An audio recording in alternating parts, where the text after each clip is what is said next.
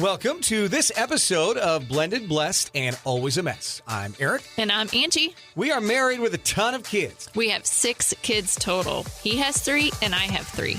My name's Hallie and I love riding horses. I'm Lexi and I love agriculture. My name's Carter and I love eating. My name's Chase and I love lifting weights. My name's Summer and I love spending my parents' money. I'm Dane and I love baseball.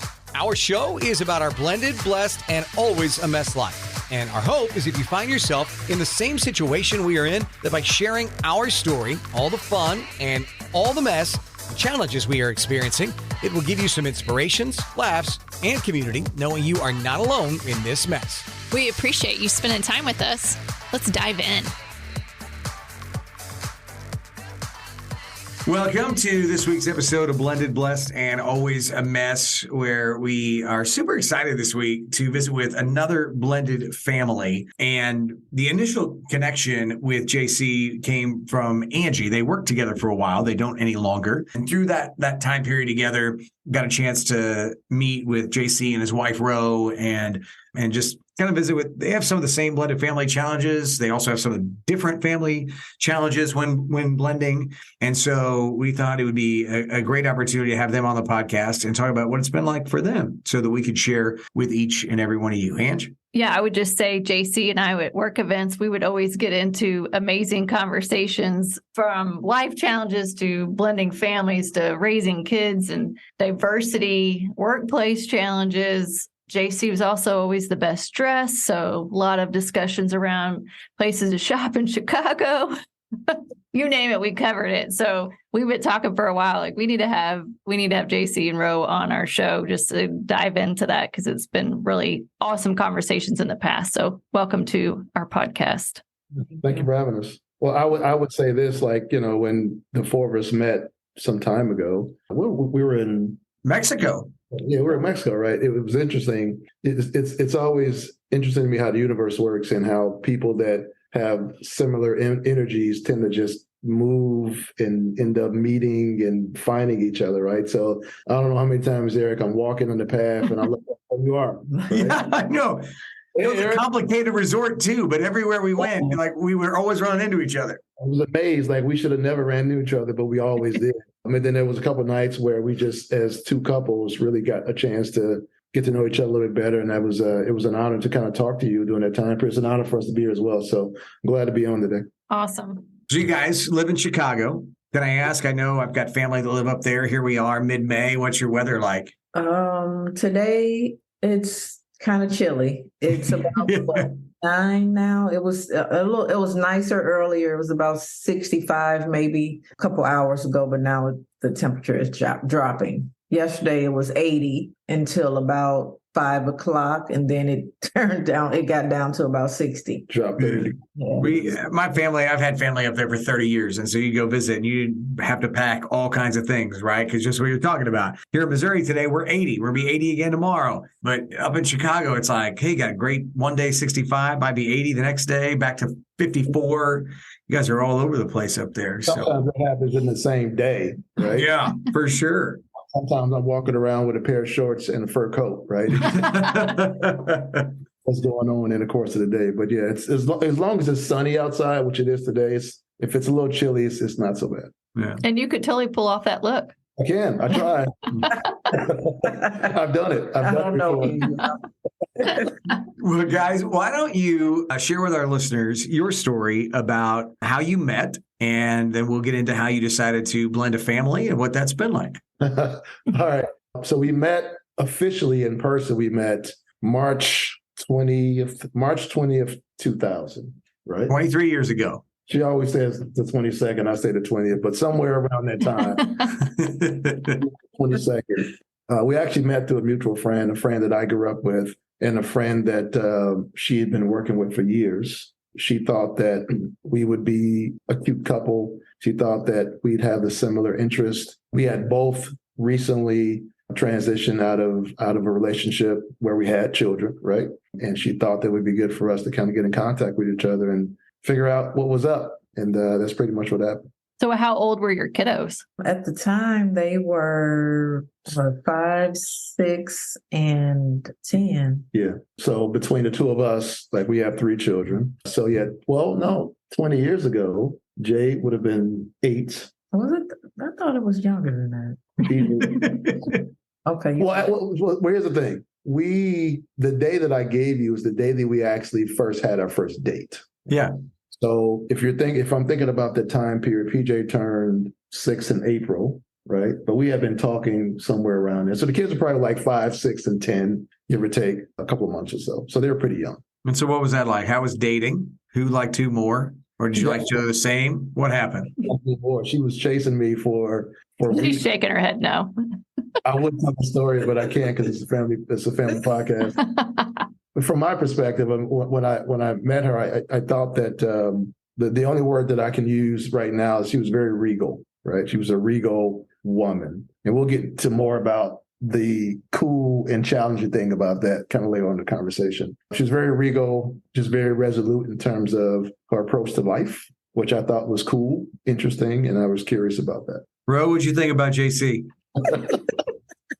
Well, the first conversations we had were very interesting. So I was intrigued by his conversation. We had the first date and everything went well with the first date, but I didn't like the shoes he was wearing. We'll get to that. The shoe game. So here's the story. Andy. Here's the story. I need to hear it. And so I'm gonna slide into that. So when we first actually started to communicate, this was at the height of Yahoo Messenger, right? Oh gosh. So we would spend hours on end at work just talking to each other. As a matter of fact, it was a time period. I want to say when we moved here, I was doing some cleaning and we were cleaning out some stuff, and she had actually printed out every conversation we had. That's awesome. Moving up to the time that we first actually saw each other, which I thought was kind of cool. She That's keeps super cool. everything else. So if I say something that doesn't line up to what I said before, she'll pull that card out on me. Smart. Right. But right before her and I had met in person, I was in New York. So I went to New York for my brother's birthday, and we were just fascinated with New York fashion and style, right? And it was an honor. We thought that people thought we were from New York. We were like so excited about that, right? Oh, we look like we're New Yorkers. So we were in this club, old school club, one of the most popular spots there there was 2 clubs, one called the Tunnel and one called Club NV. And we're in this club and these guys are fly as hell. They have these cool pea coats on. It was the wintertime, and these boots. And I'm looking at these boots and I'm like, oh my God, these boots are freaking amazing. And they're spinning and dancing. And I'm like, in awe. So we went to the West Village and we bought 2 pea coats and we bought these boots. Now, here's the story. So I go back home, I'm excited. And the night that I knew we were going out to dinner, I was getting my clothes together. And my brother we wore the same shoe size at the time. My brother was living with me. He wore the shoes that I wanted to wear that night. So I said, I'm going to throw on these. And the shoes, the boots are called, they'll come to me in a minute. Durango boots. They're called Durango boots, right? They're almost like a cowboy boot with a biscuit toe on them. Right? Okay. Yep. Sounds amazing. I'm up in this boot, and I'm walking like George Jefferson, right? I think I'm doing it, and I mean with the whole walk, right? And she was like, "No, you are not doing it with those boots." So the boots almost got me eliminated, but thankfully. Did you give him that feedback afterwards, or did you say, "What are you wearing," or did you keep it to yourself? I to myself for a told while, her girlfriend, but though. yeah, I did tell my girlfriend. Oh yeah. What is up with this dude with these boots?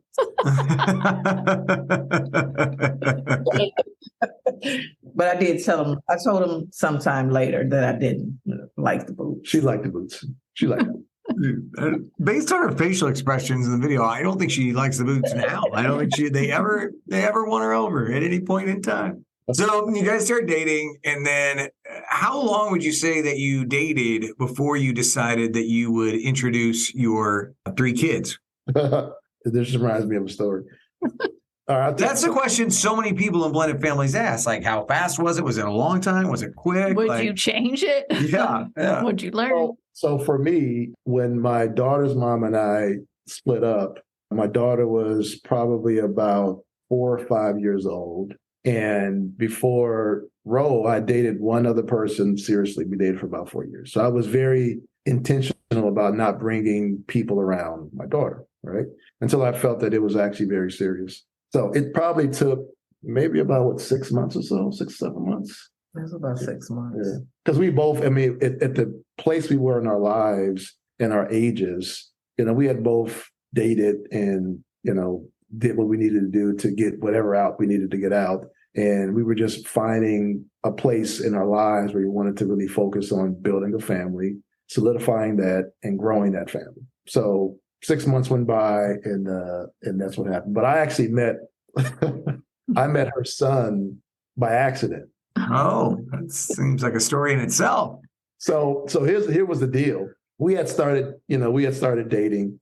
I'd lived maybe 20 minutes from her. So obviously she's a mom, so she needed to take care of the kids. Our time happened to be most times late in the evening. So, she would come by and we'd hang out, and then she'd have to go home. And I was like, well, you got kids at home. Let's reverse that. When you get the kids down, I'll come by, we'll watch a movie, we'll hang out. So this one particular evening, I still hadn't met the kids yet. One particular evening, she gets the kids down and she says, hey, the kids are down, come on by. So I came by and we hung out. And I was like, this particular night, I spent the night. So she happened to get up the next morning very early.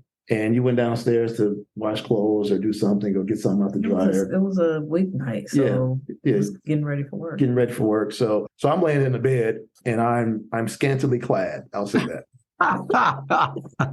Right.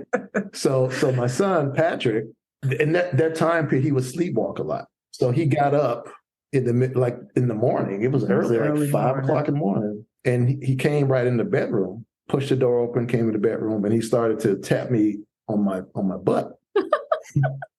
I'm laying there and I am completely unearthed at this point, because what do I do? This is not the way I want to meet my son.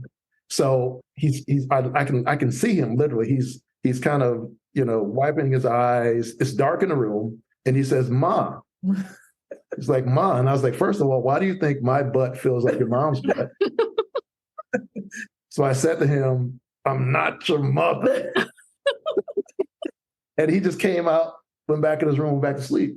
And then you came upstairs, and I'm like, I got to get out of here. I was like, that was the most earth-shattering thing I had to go through. I just met PJ, and I don't have any clothes on. Right? So that was the first time that I actually met him. But probably sometime later, our first official kids date, we took the kids to ESPN Zone. So we got all the kids together, and it also included your other nephews, right? Yeah. So my wife actually had a sister passed away years ago. She had one sister, and she basically helped with her mom raising the kids. So we all went out one night to ESPN Zone, which is a cool spot downtown years ago. And that's kind of how we first all hung out and met up. That's awesome. Did he remember the butt pat ever, or he was out? He didn't remember. I told him years later when he got older, and he was like, I don't remember. Like, it happened. Woo. Was glad that he did not remember. Yeah. He was like, that would have probably scarred me. Exactly. If I was like, well, thankfully you didn't get scarred. Well, so then, so often it happens where the kids start to meet and interact, and it goes one way or the other, right? It goes pretty good or it doesn't go very good. What was that experience like for you guys? What kids really took to it well? Did they all take to it well, or did some do better than others? And what were issues that you came through at that time? It was kind of back and forth in the beginning. I think in the beginning they were excited to, meet each other and get to know each other. And then, the challenges started to happen where it's like, oh, you're treating this one better than you're treating me, or you're giving this one more time than you're giving me. So we had some challenges with that in the beginning. When we really pulled a thread on it years later, and the kids were more vocal about it, what it came down to was a couple of things. So, I have my own biological daughter. She has her biological daughter and son. And what was said to us was, as relates to my daughters, so, my daughter's mom, they live not far from where we lived at the time. So when we first got together, we lived in a house that I owned, and we decided to build a home. So we did. We built this really, really nice house not far from the house that we were living in, and everybody had their own bedroom. So, my daughter at the time, we had kind of this visitation agreement where it was every 2 weeks, and she would come on the weekends and stay through the weekend. And there was a challenges at the time with just, I would say, my relationship with her mom and our relationship with her mom, right? When she would come over, what Ro would do, which was great, that she would probably overcompensate her love for her. When the other kids saw that, they'd be like, well, why are you loving her so much when we're here? Then what I may do is I may do the opposite, right? I may make sure that they're good, and I may figure out, unfortunately, and not to my knowledge, I may not pay her attention as much, right? My daughter's a little bit of a loner. She's a little bit of an introvert, and she's moody at times because she was the only child for years. And what happened was the three of them, let's say so the children's names are Jade. My daughter's name is Jade. My other daughter, oldest daughter's name is Portia. We call her Muffin. And then Patrick is the youngest. I call him Peach. So Peach and Muffin are Rolanda's biological children, and Jade is my biological daughter. So what would happen is Jade, being moody, she would come over and she would be having a good time, but she may want to just go to her room and close the door and just chill out.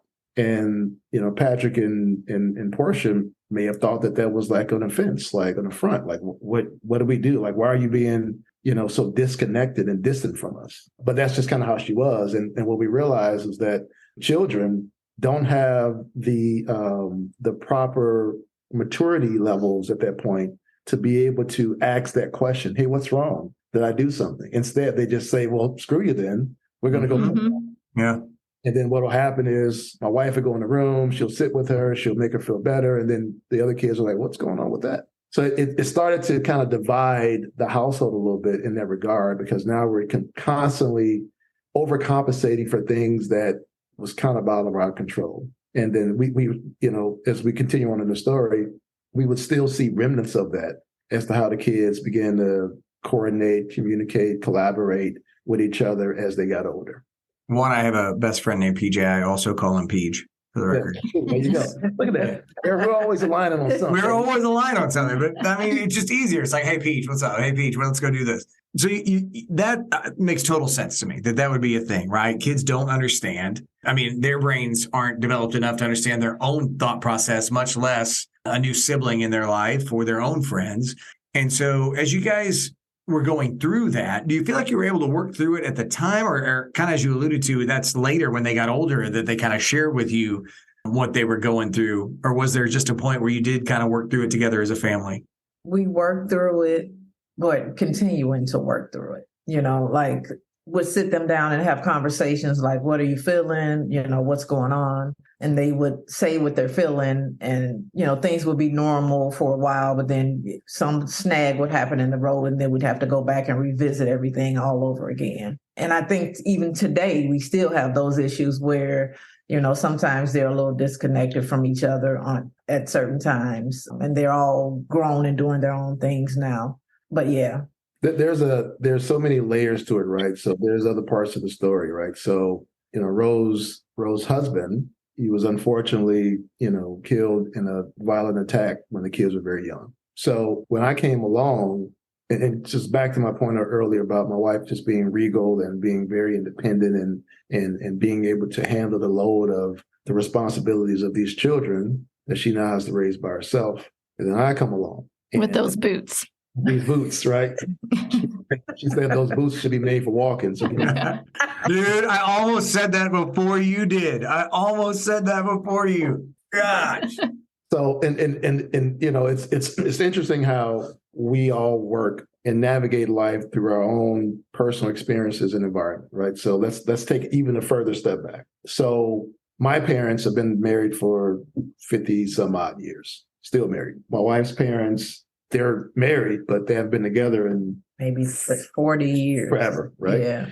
So her vision and person that she looks to, or had looked to, in my personal opinion, by the way, as to how to do it in the situation that she was in, is her mom. right? Her mom didn't have a husband to help her or be there in the household. She had to raise some other children, well, her grandchildren, I should say, by herself along with wife. I disagree with, well, not totally disagree, but I mean, they were not together in the same home, but my dad still took care of my mom like they were still together. Like, and he helped her raise my sister's children as well. So a lot of the things that your husband would do for you in the home, he still continued to do for her, but they were not together. So it was, me seeing my mom just doing, raising the kids and doing things on her own, the things that she had to do on her own. But yeah. Made you strong and independent. Exactly. Yeah. Exactly. Right. So if her mom could do it, then she could do it. Right. So then I come along and I say, all right, here's what it is now. And that wasn't that bad, but so there are many layers to kind of the relationships and how they are intertwined. Right. So like with me and Peach, it took us a long time for us to get to a point where we were in a healthy, successful, loving, nurturing relationship. Because it was as if when I came along, why are you here? My dad should be here. And me and Portia Muffin, we aligned very quickly because I'm a girl dad, right? So, her and I never had any challenges. But what happened was, back to the children, as me and Peach were navigating our challenges, my daughter would see it. And she's going to always side with her daddy. She's like, well, why is he doing it? Or why is he that way? Now I'm mad at him. So just all these layers started to kind of form over the years. And again, we're still seeing remnants of it, but we're just trying to continue to work through it. Does that sound familiar? Mm-hmm. Yeah. The joys and beauties of blending a family. Yes. Uh-huh.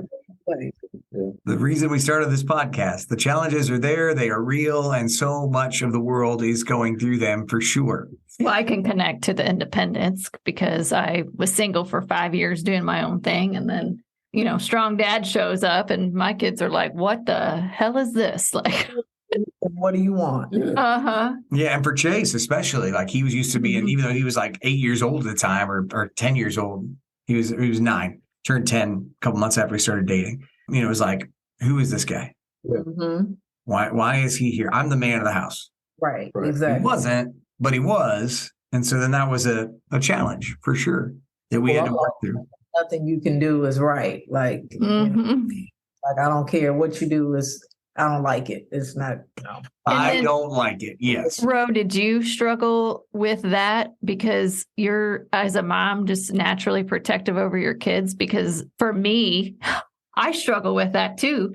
I kind of just want to protect my kids and I don't want them to be upset or frustrated. And so it was so cringy for me for a long time of like, oh my gosh, like, okay, those two just need to separate. I'm teaching respect here, damn it. Let's go. Teaching it. Yeah. Yes, definitely struggled with it. And we, had our own issues because of that, because he'd be, I can't be the enforcer if you're not going to have my back or, and it wasn't that. I just didn't want my son to feel like, he was coming before him. It's just a challenge. I recognize this conversation. Yes. So, and I've always had a challenge. I'm sorry.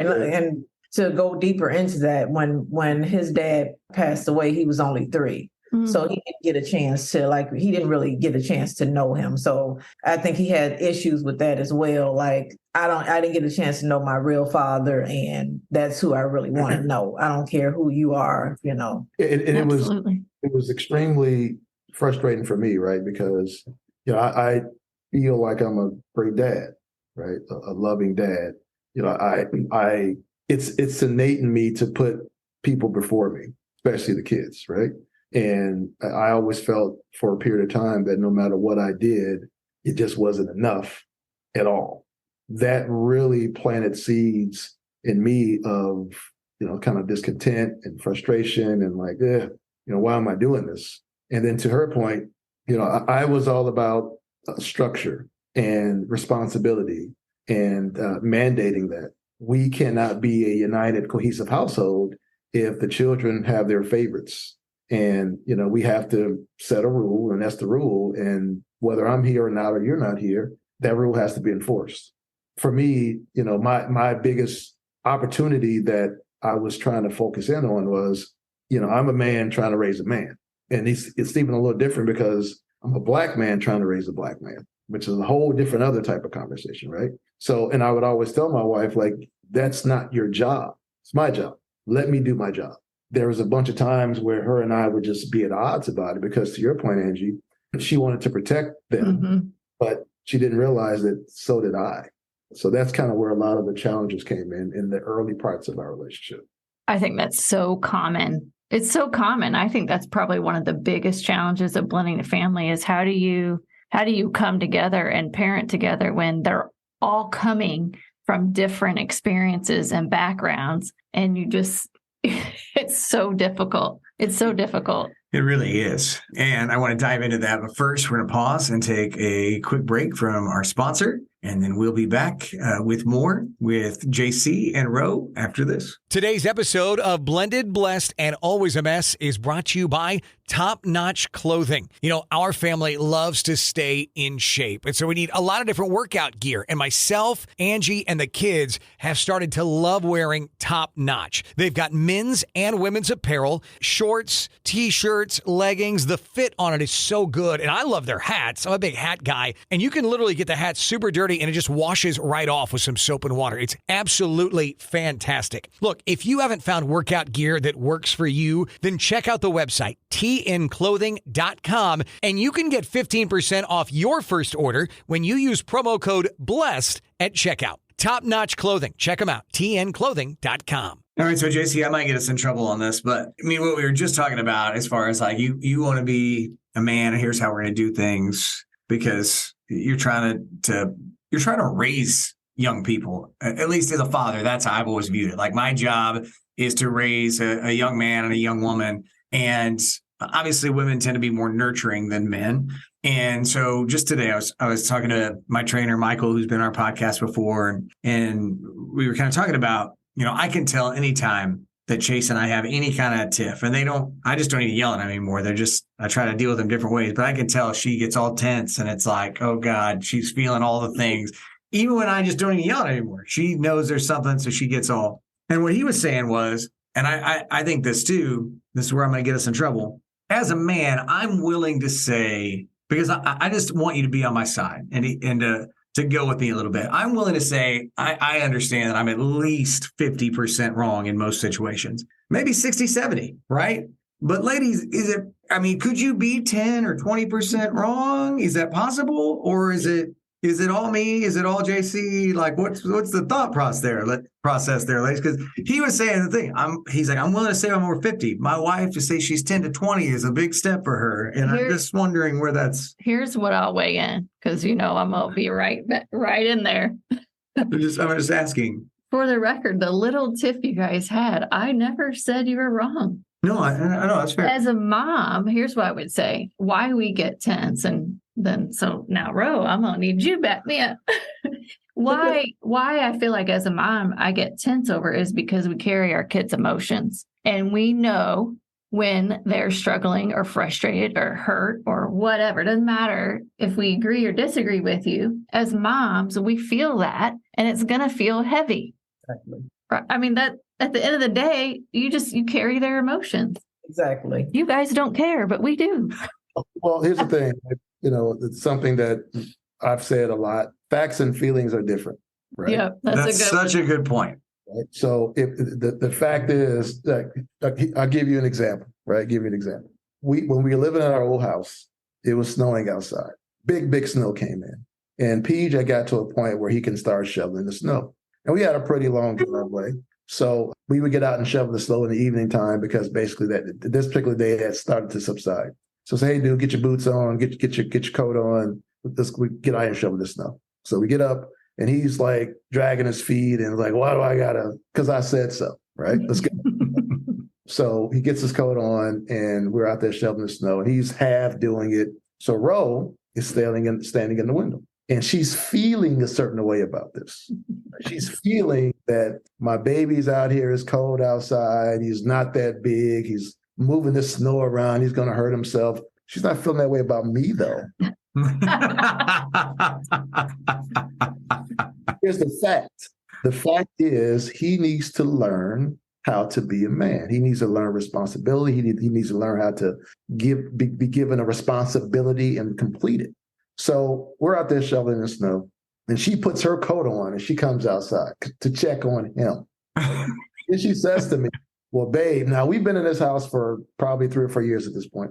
She says to me, and before this time, I would always shovel the snow. She says to me, babe, we should probably get a snowblower. Why do we need a snowblower? You got 2 snowblowers right here. Oh my God, this is like us in our lawn mowing. This is us in our lawn mowing. Right. So I said, babe, we don't need a snowblower. Go back in the house. Keep watch from the window. I think I said, go get you some cocoa. Did you bring some cocoa out? No. Okay, all right. Anyway. I want it. Right. She brought me a glass of cold water. She brought me some cocoa, right? So so she goes back inside. We finish shoveling the snow. Go back inside, and she said to me, babe, I'm feeling like we should get a snowblower. I said, do not get a snowblower. We don't need a snowblower. The very next day, come home from work, open the garage. There's a box in the garage. This is Angie made over. My God. But here's the deal, Aric. This is what pissed me off. I was pissed off for 2 reasons. First reason was she did something that I vehemently said we don't need to do. Second thing was it was an electric snowblower. Oh, yeah. That's the one. So I got electric push more. I got to handle this cord and shovel snow. I was like, what kind of absolute nonsense is this we're dealing with, right? So again, what I'm trying to explain to her was, babe, the fact is we don't need a snowblower. We got the kid now is 6'2" and can lift 500 pounds, right? It's like he's a grown boy. We don't need that. But more times than not, to your point, Angie, she's wrapped around the feelings of it all. Mm-hmm. And she does not understand the fact of the matter that it needs to be this way because that's how it should be. We have the exact same thing with our lawn. I actually don't. Same with our lawn. I actually don't even think that's a blended family challenge. Honestly, I feel like it's probably a family challenge. That's a blended family challenge. Yeah. My mama, when I was out shoveling the snow, her and my dad was standing in the mirror in the window drinking coffee, like get that over there too. Like she did not care. Yeah. Yeah, when Angie came showing up, first she's always like, we're gonna hire somebody to mow. I'm like, I got 3 boys. We're not hiring anybody to mow. They all got to learn how to mow the yard. Because otherwise, and they're like, we're just gonna pay someone. I'm like, not when you're fresh out of college. You can't afford that. You got to know how to mow. So then one day I've got one mower, and for my birthday. Well, hang on. The push mower that he had is amazing. Is like 10 years old. And the self-propel. Self-propel doesn't work. That's fine. It doesn't work. So it was hard for these boys to right. So then for my birthday, I don't ask for a mower. The next thing I know, the boy's like, here's a gift. And it's a mower. And then when it was electric, I was like, what in the hell is this? Battery powered. What kind of 2023 nonsense? Hey, it works great, by the way. And they can actually mow faster because they use both push mowers. So now I got 4 boys, or it's me and the 3 boys, 4 of us, and 2 push mowers. So it's like I got 2 boys mowing, I'm on trimming, one of them weeding. We're getting it done fast. But I did at least fire off. I had to tell her one time, I was like, if you ever hire someone to mow this lawn, that will be the biggest fight we have ever had. It will not be like we are never hiring someone with all these boys and myself. I enjoy mowing. I do too. I enjoy getting out there in the grass. It's therapeutic. I get out there for a couple hours. That's right. It's good for my mind to have some time. Absolutely. But when you said battery powered, it wasn't gas. I was like, oh my God. We literally are the same couple. She really thought she was doing something, Aric. I'm like, you are not doing anything but pissing me off right now. Take it back, right? So anyway. Awesome. You did use it one time. I don't recall ever using that thing. I could not use it because you cannot shovel snow with a you can extension cord. You cannot. It's gonna get wet. It's gonna shut off. What are we doing here? What are we doing? I love it. It's funny. So I know we've talked a lot about challenges of blending the family. There's also beautiful moments, right? So maybe share kind of some of those experiences that you've had that makes all the challenges worth it. Well, for me, like if I'm focusing in on, Patrick and Portia, for many, many years, I just really wanted to be looked at as a father and as a dad. they don't always realize and understand how many sacrifices that I make for them. I don't need to announce them. They just happen. I was waiting on the day. I was waiting on 2 days with my son, PJ. I was waiting on the day he said to me, "You're not my dad," which happened. Mm-hmm. I was waiting on the day he said to me, "Thank you for being my dad." And both of those happened. It took a while of growth and trepidation, tribulation, issues and challenges, because he's very much like his mother, right? Headstrong, independent. But what he realized as he got a little bit older was much of who I am and why I am and what I do and what I like and how I navigate this world didn't come from the person that is my biological father. It came from the person that's been around for the last 20 some odd years, right? So I think that's beautiful. As it relates to Portia, it caught me off guard. We were here one day and, she was leaving or coming in the house and she called me father. And up until then, I was always John. "Hey, John, what's going on, John?" Right? But, one particular day, I don't know what made her say it. I didn't do anything different other than be who I always have been, which was a father to her. And now she always calls me father. "Hey, father, what do you need? Father, what are you doing? Father, I need your help." So to me, that shows that the time span that we took for us to get to this point was all worth it. And I find that to be extremely beautiful. That's awesome. Rose, same question. What's something beautiful for you? For me, it probably the same thing with Jay, when she just decided on her own that she wanted to start calling me mom. And it just surprised me because I wasn't expecting it. But this happened long before, Mm-hmm. you got your beautiful my gift. So that's it's the same, the beautiful moment, not expecting that you'll get that recognition, but getting it and being excited about it. The small things. Mm-hmm. Any advice you'd give to a family getting ready to try to blend? I mean, for me, it really depends on the age brackets, right? Some children are a little bit too young to understand this new person in their life. If they're a little bit older, for me, it's really about communication and then unity on the parental front. There are no favorites. We love all of you all exactly the same, and be open to having conversations. And I do feel like kids these days, even though they're a little bit immature mentally, but just how the world works, they're a little bit more knowledgeable than I even want them to be. And that is fair. And their ability to express themselves in a way and be in tune with their feelings is ways that I don't think I was able to do when I was that age, right? So kind of tapping into that, letting them know that we can have a conversation and talk about it. But more importantly, the goal is this is our family, period. This is us, 3 people, 4 people, 5 people, 6 people, 7, it doesn't really matter, but we are here together as a team. We support each other, we love each other, and that's it. I'm not taking no for an answer. We're there for each other, we help out each other, we love on each other, we hug each other, care for each other. As long as you're focusing on that from a family standpoint, then it's rather difficult to not be successful in that. Yeah, and I think kind of to piggyback off of that, I think that in the beginning, when you do decide that this is what you want and these families are going to blend, that you should have those conversations right at that in the beginning, so that everybody gets the chance to say how they're feeling about it, what they may not like or what they're afraid of or how they think things are going to go, so that there'll be not, I guess I can't say challenges, but there won't be any surprises because you know exactly how everybody's feeling. I totally agree with that. I feel like that is something that we've had to navigate a little bit too, is how much to communicate and when to communicate and giving everybody the opportunity to communicate. Because I think as parents and trying to blend, you're a little bit scared of what they will say, and that's kind of, you're fearful. What if they say they don't want to, right?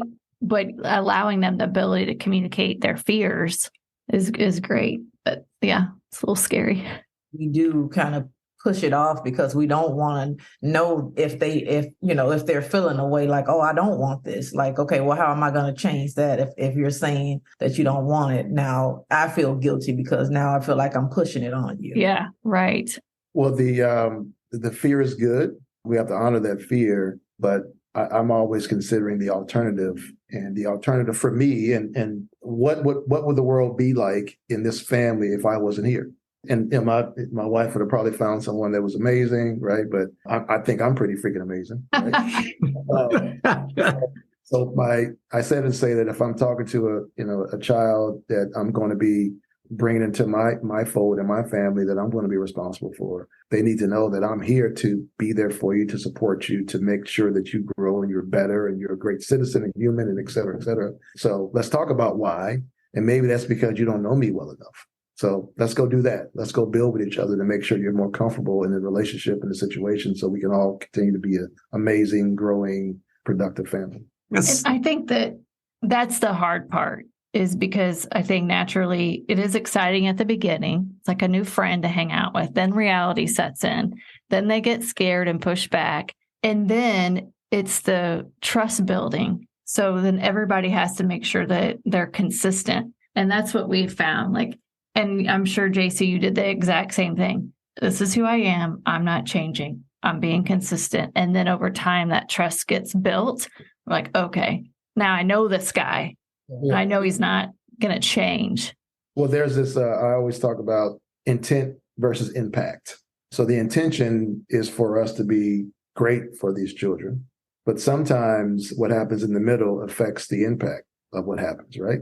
We have to figure out a way to work in that middle part until the impact is the same as the intent.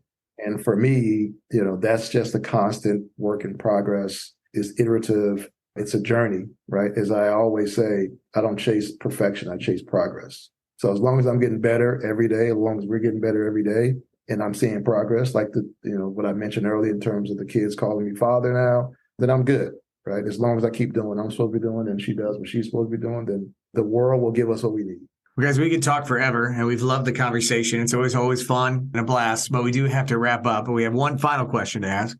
It's a question we ask all of our guests. So what is your favorite family tradition? I don't know that I would say it's a tradition, but I just enjoy when all the kids are here and, everybody's mingling and everybody's enjoying, they're having conversations and they're having adult conversations. Now we're able to relate to what they're talking about. So it just brings me joy to see them all happy and conversating with each other and just enjoying being together. We are the same couple. I think we have the same heart, Ro. We have a lot of, our house is kind of the de facto ground zero for stuff, right? It's big and it's a nice entertainment place. So, just this Mother's Day, we had everybody over. Her mom was here. So the tradition is if there is an event that is a big holiday where it honors mothers or Christmas or Thanksgiving, then it's here. And to her point, it's different and interesting now because the kids are older and the conversations are different. And now we can talk, right? Yeah. Or even not even just a holiday. Sometimes we'll be, we'll just say, let's come over and throw something on the grill and, just hang out in the backyard or whatever. Yeah, it's just always fun to see them all together and everybody mingling. Yeah. That's always her favorite when all the kids are together. She says it all the time. Yeah. Well, guys, thank you so much for sharing your time with us and your story. I look forward to sharing it with our audience and our whole concept behind the podcast when we started was just we know how many people are blending families and to have building a community that helps people went through the challenges because we've already been there and some days we're all still going through them. And so to be able to help people, we just appreciate you spending the time with everybody to do that as well. Thank you. Appreciate you. Everybody, thank you so much for listening this week. We will talk to you soon and God bless. Thank you for listening to Blended, Blessed, and Always a Mess. Follow us on Facebook, Instagram, and at blendedblessedalwaysamess.com.